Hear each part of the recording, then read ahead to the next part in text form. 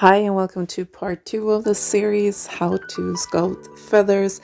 And in this part I'm gonna focus on feathers that are very fuzzy, for example winter feathers, or a bird that is wet, or a bird that just have thick feathers in general.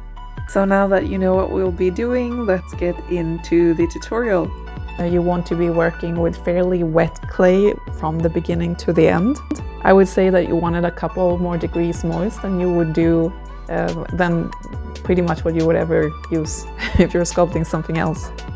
Then take your wet clay and shape it with your hands into the fur that you're creating.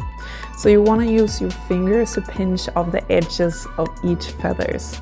The more of these pinches you make, the fuzzier the feather will look. And for extra fuzz, just pinch more of the edges as well as the areas on top of the feather, so it becomes almost more fur than feather.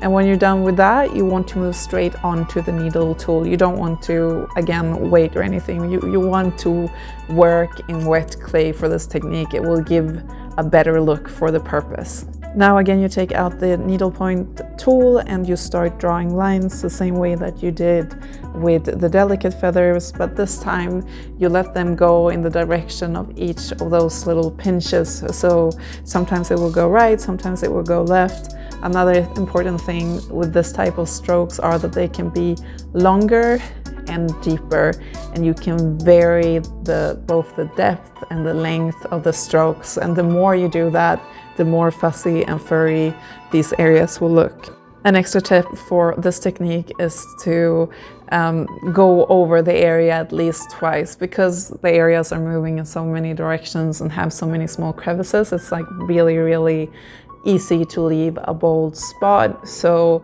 going over it again will help you capture that, as well as creating a little bit of extra layers in other areas that will help you with that kind of fuzzy look. Here is a close-up of the result. I really hope you liked this tutorial, and if you did, please like and subscribe. I will be back with part 3 in a few days.